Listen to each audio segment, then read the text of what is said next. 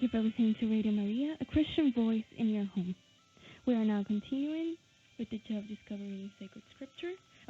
We're now continuing with Jesus, the promised Messiah of Judaism, with Roy Shulman. Hi, this is Roy Shulman, and welcome again to Jesus, the Promised Messiah of Judaism, the show on Radio Maria that celebrates the Jewish roots of the Catholic Church, or seen the other way around, that celebrates the fulfillment, the full realization of all of the promise of Judaism in the Catholic Church and her sacraments. Well, the gremlins seem to be working overtime today. Those of you who were on my live stream know that they were very busy then, and I apologize for the slightly delayed start of the program today. But apparently the Radio Maria studios is also packed chock full of gremlins today. But all's well that ends well. So, first of all, I want to wish all my Jewish listeners out there and friends a happy Purim, one day belatedly.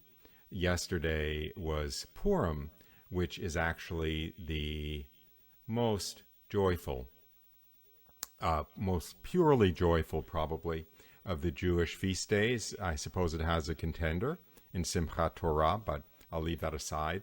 Purim, of course, being the celebration of the saving of the entire Jewish people from extermination through the intercession of Queen Esther, as recounted in the book of Esther. And this story, I wasn't planning to do this, but the Holy Spirit might have had another idea, because I think I'm going to spend today's show talking about Purim and the story of Purim and what it has to do with the Catholic Church in particular.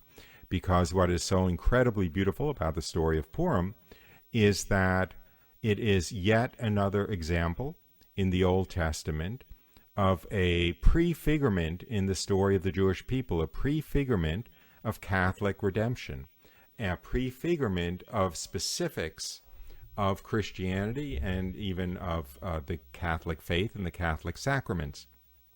We're coming up, of course, onto we just began Lent, so it's going to be a good long time.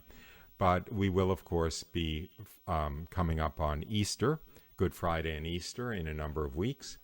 And Easter is, of course, prefigured in Judaism in Passover. And in fact, Easter, or rather, let me back up, the fulfillment, in some sense, the fulfillment of all of Judaism took place at that Passover Seder, which we know of as the Last Supper, which is also the first Catholic Mass. It's a perfect illustration of the point in time at which sacramental Old Testament Judaism was transformed into the Catholic Church. And the Passover itself is a celebration of the exodus of the Jews from Egypt, which is in itself a prefigurement of the coming of the Jewish Messiah, who we know of as Jesus, and the liberation of all of mankind from the power of Satan. In fact, the liberation of the Jews from the power of Pharaoh in Egypt was a picture in advance of the liberation of mankind from the power of Satan through the coming of the Jewish Messiah, or Christ, one and the same. And so Passover is in fact a picture in advance of Jesus as the Messiah. And so Passover is a Jewish holiday that celebrates our salvation, that prefigures, I don't know how to put this, that is a prefigurement of a celebration of our salvation through Christ. And in a somewhat parallel fashion, Purim is a prefigurement of a celebration of our, I can't say salvation through the Blessed Virgin Mary, but the central intercessory role that the Blessed Virgin Mary plays in our salvation. Because in fact, Queen Esther, who is at the center of the story of Purim, is a prefigurement of the Blessed Virgin Mary herself. And as Queen Esther prayed and interceded with the king who was going to lead all of the Jews in the kingdom to death, basically kill all of the Jews in the kingdom. The Blessed Virgin Mary intercedes with the true King, our Lord and God, on our behalf to save us poor sinners from the ultimate death, from the loss of our salvation. I'm not doing the world's best job, but I hope you kind of get a little bit of the picture. But before I tie myself more in knots, perhaps it would be more prudent for me to read from the book of Esther in the Old Testament. And as I read the account of what went on in that story, I will try to gloss the reading, so to speak, elaborate on the reading with the veiled references to the Blessed Virgin Mary, with the typology which shows that Esther is a type of the Blessed Virgin Mary. So, with that, I will simply launch in reading the book of Esther. I will, of course, summarize it in places rather than reading the whole book of Esther, which brings me to a little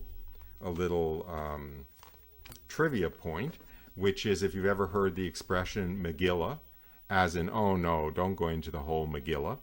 You might have heard that if you're from the New York area, or if you've been around a lot of Jews or Jewish culture. Megillah is actually, I'm taking a shortcut, but it's the word for the book of Esther. And the entire book of Esther is read at the synagogue service every Purim evening, and it's a very, very long reading, which is why Megillah in English refers to a long, drawn-out story. Because when you're sitting in synagogue and you hear this droning recitation of the book of Esther, which probably lasts about a good hour, hour and a half, then you might be sitting there tearing out your hair and saying, do we really have to hear the whole Megillah? But you'll be using the word very precisely, because Megillah means scroll, and it is colloquially used to refer to the scroll of the book of Esther. So that's where a Megillah comes from. Anyway, reading from the whole Megillah, but shortening it. In the days of Ahasuerus, who reigned from India to Ethiopia over 127 provinces, he was the king. In those days when King Ahasuerus sat on the royal throne in Susa, the capital, he had a huge feast, a huge royal feast. Drinks were served in golden goblets, goblets of different kinds, and the royal wine was lavished according to the bounty of the king. This feast lasted for 7 days, and on the 7th day, when the heart of the king was merry with wine, he commanded Mehuman, Biztha, Harbona, and the 7 eunuchs who served King Ahasuerus as chamberlains to bring Queen Vashti before the king with her royal crown, in order to show the peoples and the princes her beauty, for she was fair to behold. But Queen Vashti refused to come at the king's command, and at this the king was enraged, and his anger burned within him. Okay, so let me explain what's going on here. The Jews were led into exile into Babylon. I believe that was about 6 centuries before Christ. And they were in Babylon when this king Ahasuerus was the king of the entire region, and he held a huge royal feast. And at the climax of that feast, so to speak, he wished for his queen to come out to show her beauty, but she was disobedient. Now, without pushing this too hard, I would like to suggest that the wedding feast of King Ahasuerus is a sort of a picture of God's creation of mankind. Mankind was intended to be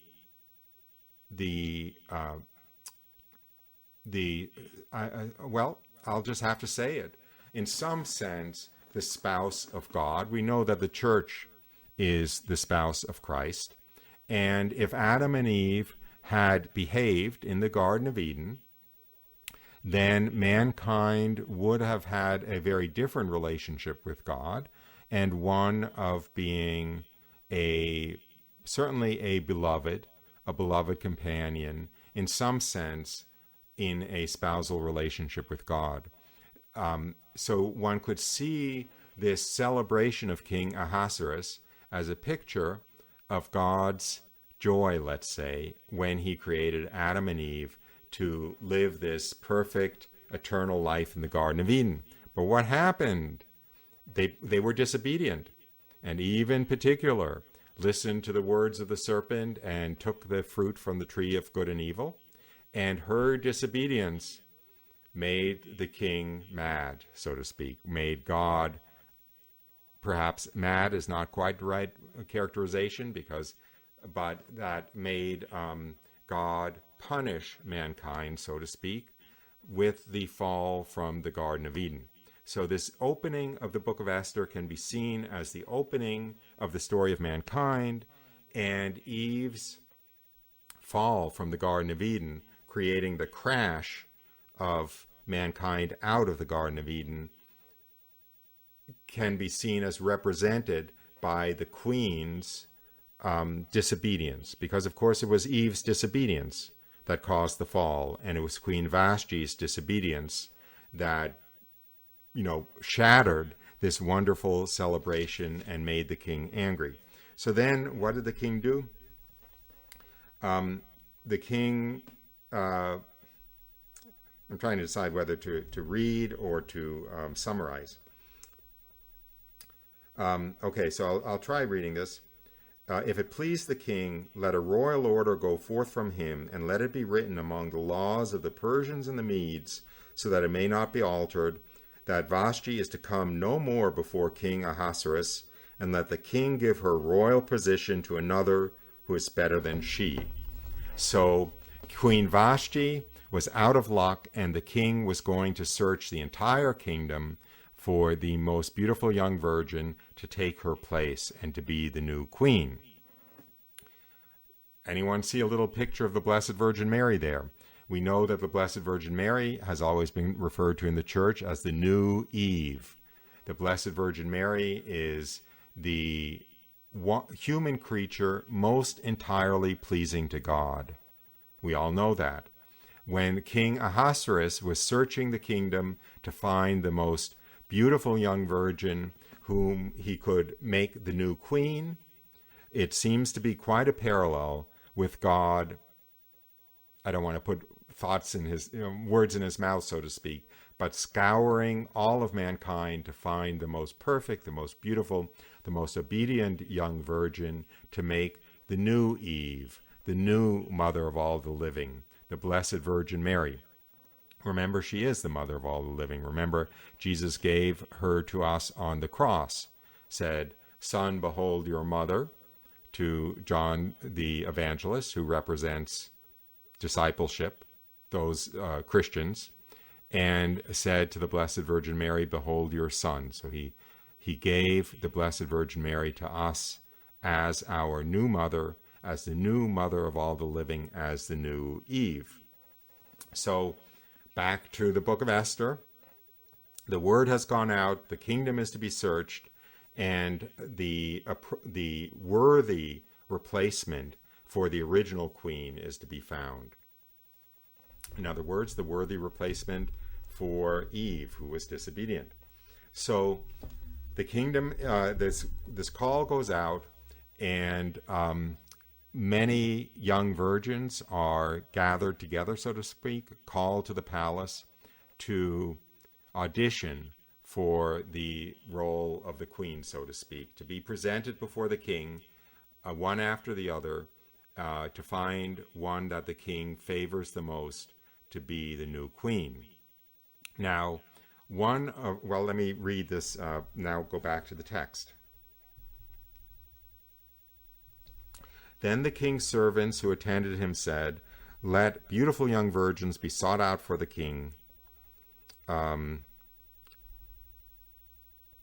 let the maidens who please the king be queen, and let the maiden who who pleases the king, be queen instead of Vashti.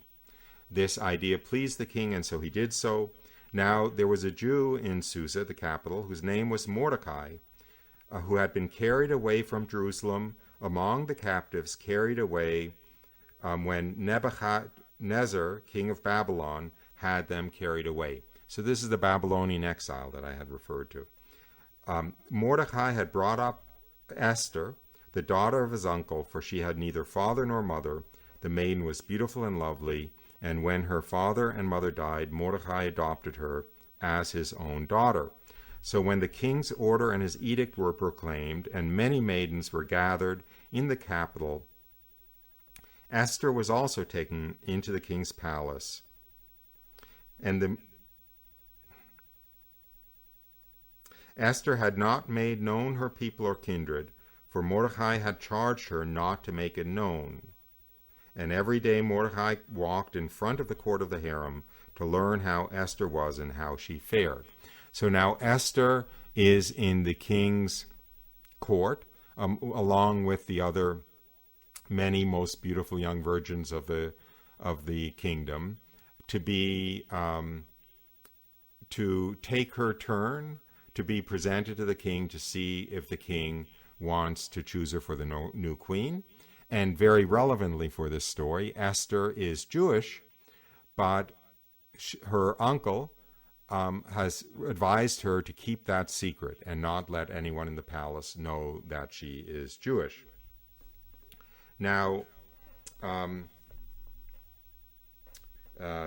have to skip ahead so I don't read the whole Megillah. So anyway, Esther's turn finally comes, and when Esther was taken to King Ahasuerus into the royal palace in the 10th month, the king loved Esther more than all the women, and she found grace and favor in his sight more than all the other virgins, so that he set the royal crown on her head and made her queen instead of Vashti. I'll just repeat that. She found grace and favor in his sight more than all the virgins. She was perfect in grace. She was perfected in grace. Does that sound like anything? Hail Mary, full of grace. Hail Mary, perfect in grace. And she was made the queen.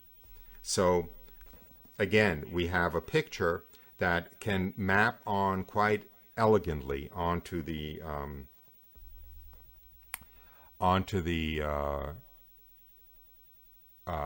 to make a picture of the Blessed Virgin Mary, a prefigurement of the Blessed Virgin Mary, a type of the Blessed Virgin Mary.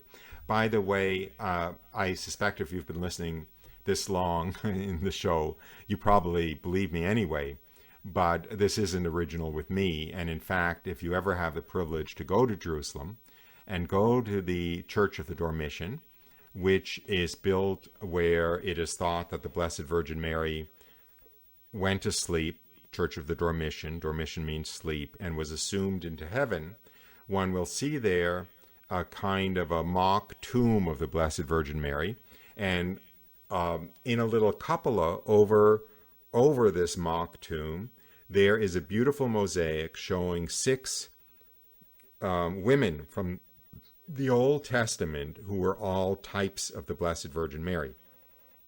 The first of those was Eve, because of course she was the first mother of all living. The second of those was Miriam, Moses' sister, who had that joyful song when the Jews crossed the Red Sea, escaping from Egypt during the Exodus. That song was actually echoed in the Magnificat, and you can see echoes in the poetry of the Magnificat from the Song of Miriam. Then you have a few heroines from the Old Testament who killed evil generals who were out to wipe out the Jews. You have Yael, who drove a stake through the head of Sisera, I think was the name of the general. You have Judith, who cut off the head of Holofernes, who was the wicked general who was trying to wipe out the Jews. Again, pictures of the Blessed Virgin Mary, because we know that the Blessed Virgin Mary crushes the serpent's head under her heel, right? So just as the Blessed Virgin Mary crushes the serpent's head under her heel, Yael crushed Sisera's head by driving a tent peg through it, and Judith crushed Holofernes' head by cutting it off and decapitating him. Then moving further along this cycle of Old Testament figures of the Blessed Virgin Mary, you have Ruth, who ended up being in the line of ancestry of Jesus in the genealogy in the book of Matthew. Ruth, who's famous in the Old Testament for her compassion.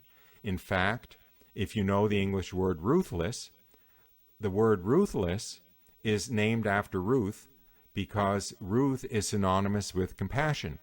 And in English, there's also a word which isn't used very much, which is ruthful, which means full of compassion. So, of course, Ruth, as the emblem of compassion in the Old Testament, is also a picture of the Blessed Virgin Mary. And finally, you come to Esther as you go along that canopy of types of Mary in the Blessed Virgin in the Old Testament. So, to that extent, I'm not making this up. Now, okay, so we have Esther now chosen as queen. Now there's a bad guy who comes into the story. His name is Haman. And Haman is you can say, prime minister. He is the number two to the king, Ahasuerus. He has pleased the king. The king has given him his signet ring. He is his chamberlain, I think the term would be. But in any case, he is like the Secretary of State. He is the number two in the kingdom, in the entire kingdom. He has the authority to sign letters in the name of the king. That's what it means that he has his signet ring. Anyway, so Haman is the bad guy. And all of the, in order to honor Haman, King Ahasuerus has made the command that when Haman passes by, all of the citizens of the kingdom have to bow down in homage to him. Well, there's one guy who isn't bowing down in homage to him, and that's Mordecai. Remember Mordecai, Esther's uncle. Because Mordecai is a Jew, and it's against Jewish law to bow down to any human being. You are only to worship God, and they interpret that as you are only to bow down to God.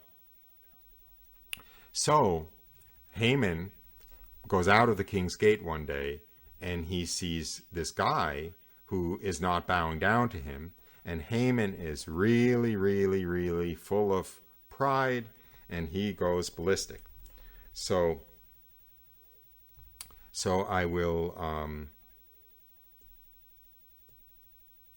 I will not go back and read the text because I just summarized it. So when Haman saw that Mordecai didn't bow down to him or do obeisance, he was filled with fury, and so he asked the other servants to ask Mordecai, "Why do you transgress the king's command?" And Mordecai said, "Well, because I'm Jewish and it's not allowed to do that." Well, Haman's fury at Mordecai became fury at the Jews who had the effrontery not to bow down to him, and Haman convinced the king to issue a death sentence on all of the Jews in the kingdom, which would have been all the Jews, period, pretty much. All the Jews, certainly from Judah, which is where the name Jew comes from, because all of the Jews, this is getting into another area, but all of the Jews in the southern kingdom had been exiled to Babylonia, and we're talking about Babylonia. So if all of the Jews under King Ahasuerus' kingdom had been exterminated, all of the Jews would have been exterminated. So anyway, so the king buys this, and the king agrees to issue an order to exterminate all of the Jews in the kingdom. Well, word of this gets to, it's not hard for word of this to get to Mordecai, because the decree is sent out saying that all of the Jews are to be killed. I will see if I can find that quickly. Okay. The king's secretaries were summoned on the 13th day of the month, and an edict, according to all that Haman had commanded, that's that the Jews be killed, was written to the king's satraps and the governors over all the provinces, and to the princes of all the peoples, and to every province in its own script, and every people in its own language. And it was written in the name of King Ahasuerus, and sealed with the king's ring. Letters were sent by couriers to all the king's provinces, to destroy, to slay, and to annihilate all Jews, young and old, women and children, in one day, the 13th day of the 12th month, which is the month of Adar, and to plunder their goods. So that is the order to exterminate all of the Jews in the kingdom. Now, I've been talking a mile a minute, and this is going to be a little bit more awkward because of the technical problems at the studio. But this is a call-in program. It's a live call-in program. The number here is 866-333-6279 or 866-333-MARY, M-A-R-Y. And let me see if this still works. If I do this, does that still work? Yeah. Okay. Anyway, so if you wish to call in, you may call in, and anytime actually. And I'm trying to think on the fly. No, I guess the safest way to do it, given the technical problems that we are having right now in the studio, is I will take a short musical break in a few minutes, and I'll, on my end. And coming out of the musical break, if anyone has called in, I'll just ask the studio to cut into the line when the music ends or shortly thereafter, and let me know that there's a caller on the line. Anyway, so we have just gotten to the edict having been sent out to exterminate all of the Jews in the kingdom, and I think that's probably a good point at which to take a short break. So that's what I will do now. And as I said, I hope that the technical end of these things I can manage successfully on my end here. So let's see. So without further ado, let me try to insert the music at this point in the show. I'll be back in about 2 or 3 minutes, and if you wish to call in that time period, the number is 866-333-6279, and if there are any callers, I'll just ask the studio to put them on at the end of the music. Parce Domine, parce populo tuo, ne in eternum iras caris nobis. Parce Domine, parce populo tuo, ne in eternum iras caris nobis.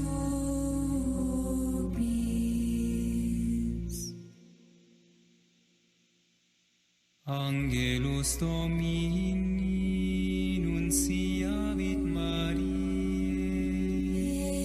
et concepit Spiritus Sancto. Ave Maria, gratia plena, Dominus tecum, benedicta tu in mulieribus,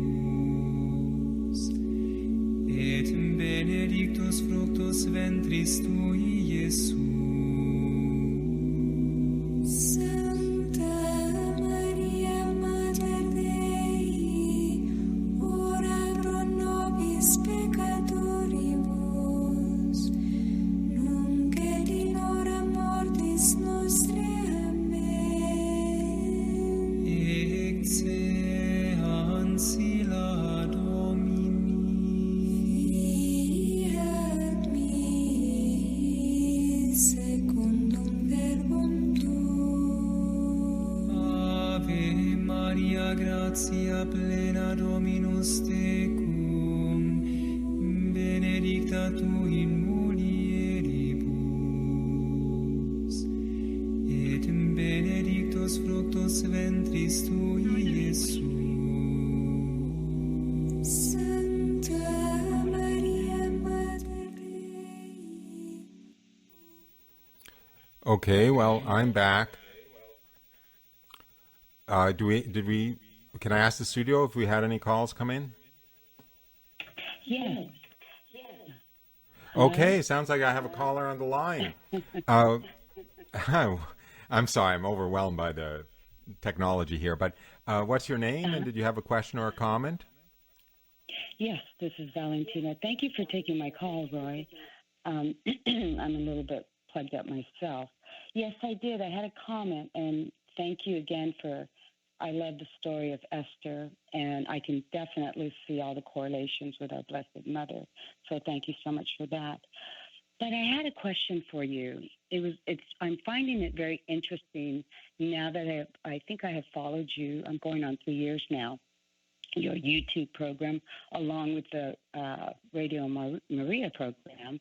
So I have learned so much, and as a result of that, now in the readings, even during the Nova Ordo Seclorum Mass, because that's the only one I can attend in my area, I found it interesting that the epistle reading was Deuteronomy 26:16-19, which, as you well know, is the reading of Moses, the book of Deuteronomy, where our God is giving them their statutes and commandments and raising them so high above the nations, and, of course, praising and going into a covenant with them and making them, as you well know, being Jewish in the Catholic Church, raising them to a very high level. Then I found it more interesting when they went in to read the gospel, which is the gospel of Matthew 5:43-48, where our Lord Jesus, now the new covenant, as we know, is teaching his disciples as their rabbis. And he says a whole different spin from what I feel the disciples, being Jewish, would have been taught in the Torah, which would have been the books of Moses from Deuteronomy. Such a difference, teaching, and the confusion that it could have had upon the disciples at that time. Okay, yes. I think about that, and I think that grace had to be at work, because basically what Jesus was teaching, all of Judaism was about the future coming of the Messiah. That was the purpose of Judaism. Much of Judaism was to be transformed when the Messiah came. It was, in fact, transformed into the Catholic Church. That's why I'm here. And there were a lot of aspects of Judaism that were to be transformed into their full, mature form in the Catholic Church. But that means that the earlier form was to drop away. Judaism was based on the observance of the law that God gave Moses. The intention, the very particular observance of the law, with a lot of very small particular details, like what you're allowed to eat and what you're not allowed to eat, and what you're allowed to wear and what you're not allowed to wear, and so forth. And those details were intended to go away when the Messiah came. But that would require the Messiah coming for those details to go away. So if a Jew in the days of Jesus recognized him as the Messiah, they were in a position to understand why the laws did not have the same significance as they had before the Messiah came. But if they didn't recognize him as the Messiah, then he is just somebody who is actually teaching people to break the law, and the worst kind of heretic and leader into heresy. So I think you could actually have, I don't know the mystery of God's grace, why he gave some Jews the grace to recognize that Jesus was the Messiah, and some Jews didn't have the grace of recognizing Jesus as the Messiah. We know about the Jewish leaders, of course, like Caiaphas and Ananias, who had a vested interest in not recognizing Jesus as the Messiah because he meant it was the end of their gig and the end of their, domination and the end of their income and everything. But the ordinary Jews, I just don't know. I can easily imagine that some of them did not have the grace of recognizing Jesus and therefore could not follow him along the path that he was laying out for them, which was basically letting go of the Old Testament law. So anyway, I don't know if that's an answer or not. I'm basically just saying that I commiserate with the problem that you're identifying, because yes, it must have been a problem, a serious problem for any Jew of the day, unless they had the grace of recognizing, if not the divinity of Jesus, his God-given authority. So that's the best I can do off the top of my head for an answer. I have to get back to Esther, or else we won't get to the beauty of the Blessed Virgin Mary in the story. I had, just before the musical break, I had mentioned Haman, the evil person, who was so full of pride that when Mordecai wouldn't bow down to him, he determined to have all of the Jews in the kingdom killed. Now, who is it who is totally full of pride and wants nothing but that all of humanity bow down and worship him? Of course, it's Satan. Satan's fall from heaven was because he wanted to be worshipped in the place of God. And Haman is clearly a very direct picture of Satan. Satan also wants the loss of every human soul, right? That's the job he has. That's the business he's in, is trying to arrange for everyone possible to be damned, just like Haman was trying to arrange for all of the Jews to be killed. So what happens then?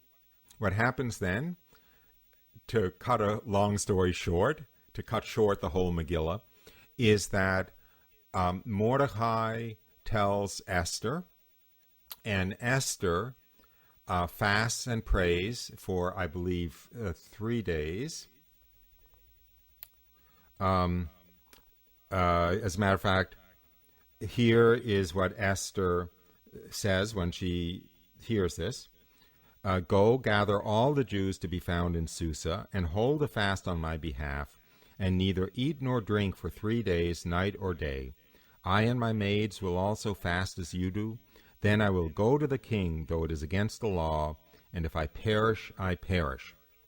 So basically, it was against the law for the queen, for anyone to appear before the king if he or she isn't summoned.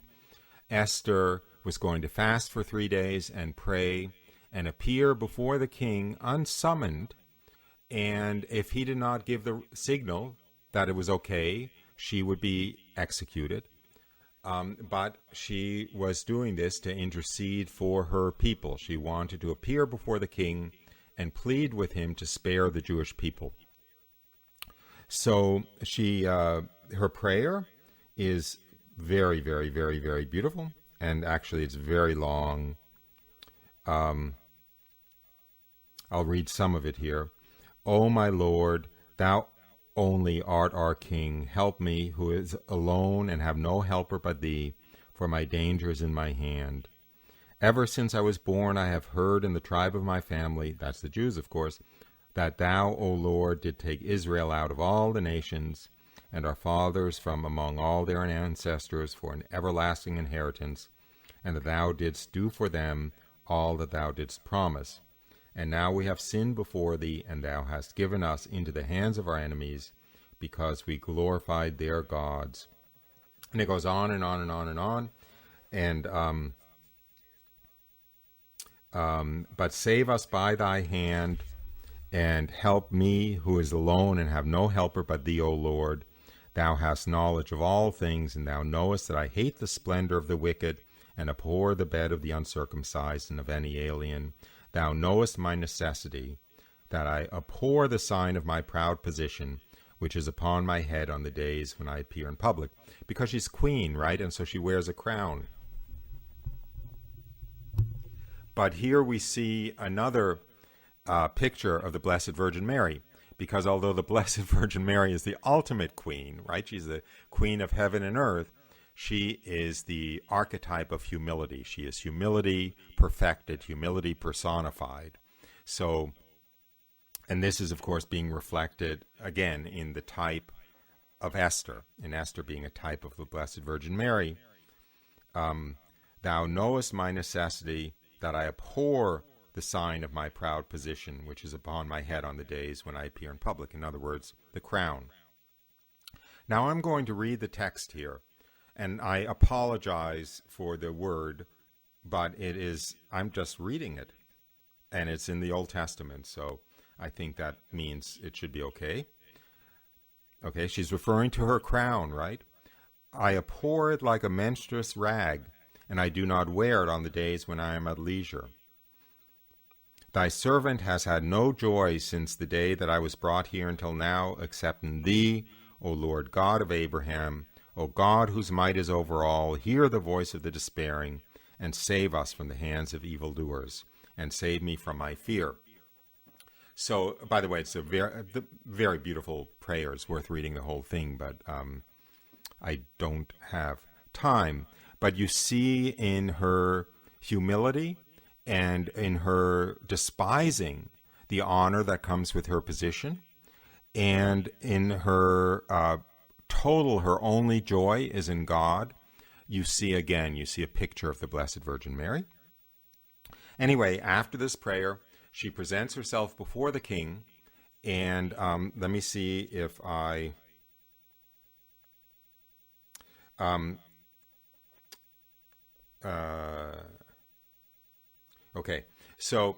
she presents herself before the king. She knows that her life is in her hands, because if the king doesn't make the gesture that it's okay for her to speak, she's just going to be executed. She faints actually with fear at that moment. There are a lot of very beautiful old paintings of that scene of Esther fainting with fear in front of King Ahasuerus. And then I'll get to that point in the text. Then God changed the spirit of the king to gentleness, because at first he looked really, really angry that she was appearing without his permission. Then God changed the spirit of the king to gentleness, and in alarm he sprang from his throne and took her in his arms until she came to herself. And he comforted her with soothing words and said to her, What is it, Esther? I am your brother. Take courage, you shall not die. Come near. And then he embraced her and said, Speak. And she said to him, What is it, Queen Esther? He said to her, What is your request? It shall be given to you, even to the half of my kingdom. And Esther said, If it please the king. And then the story gets a little bit complicated, but she asked for a dinner with the king and Haman and Esther together. And so the king and Haman came to the dinner that Esther had prepared. And the king says, What is your petition? Because remember, the king had promised to grant her petition, even to half of the kingdom. So she waits until she's in a setting with both the king and Haman. And she says, My petition and my request is, if I have found favor in the sight of the king, and if it please the king to grant my petition and fulfill my request. Sorry, I'm on the wrong section there. So, so here's the right section. So again, the king says, What is your petition, Queen Esther? It shall be granted to you. What is your request? Even to the half of my kingdom it shall be fulfilled. And then Queen Esther answers, If I have found favor in your sight, O king, and if it please the king, let my life be given me at my petition, and my people and my request. For we are sold, I and my people, to be destroyed, to be slain, and to be annihilated. And then the king asks, How did this come about? What are you talking about? And then she explains the role of Haman and that she's Jewish. And in the end, the king has Haman hung on the gallows that had been constructed under Haman's orders to hang Mordecai. So let me underline why this is such a beautiful picture of the Blessed Virgin Mary. Because, of course, Esther interceded with the king for her people to be spared who were under sentence of death. We are under sentence of death. We are spared through the intercession, so to speak, primarily, of course, through the role of Jesus and his role in having us spared from what we deserve, which is eternal damnation, actually, is celebrated in the Feast of Passover, which we're going to have in about 5 weeks when Easter comes around. But here, Moses was a figure of Jesus, and Passover being a celebration of Moses' freeing the Jews from Egypt is a picture of Jesus freeing us from the power of Satan, basically on Good Friday, on the cross, and then with the resurrection and the descent into hell and so forth. But you also not only have the Jewish people having been saved by Moses, but you also have the Jewish people later having been saved by Queen Esther. And so the Jewish festival that celebrates the Jewish people being saved by Queen Esther is Purim, and Queen Esther in that festival is a picture of the Blessed Virgin Mary, which, although the Blessed Virgin Mary isn't the primary source of our salvation, we know that she is the intercessor par excellence.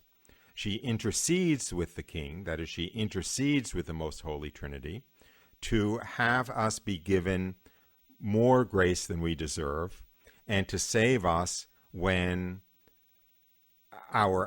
basically when we don't deserve it is what it amounts to. It's not very nice to say, but when we don't deserve it. And there are plenty of stories of there is a Catholic priest who's still alive who had a near-death experience, and in this near-death experience, he was a bad priest before the near-death experience, and he was condemned to hell by Jesus, and the Blessed Virgin Mary intervened and asked Jesus to give him one more chance, and he got one more chance, and he straightened up and flew right and became a very good priest. He's been on EWTN telling his story. Shearer, I think his name is Father Shearer, Shirer perhaps, and he became a priest with the Congregation of the Intercessors of the Lamb. And we have Herman Cohen, who was a Jewish man who became a Catholic priest, and his mother, it gets a little complicated to explain how he knew this, but in any case, he knew through a visionary that got the approval of the Curé of Ars. So essentially, with the imprimatur of the Curé of Ars, the story came to him that his mother was also condemned to be lost. She had never converted, and she was never baptized. When the Blessed Virgin Mary appeared before Jesus at the point of her condemnation and interceded with Jesus to save her. Those are just two examples. We certainly know plenty of other situations, maybe a little less dramatic, where the Blessed Virgin Mary is our intercessor par excellence with the King to save us from the enemy, from Haman, from Satan, who is, of course, the accuser who wants to accuse us and have us damned.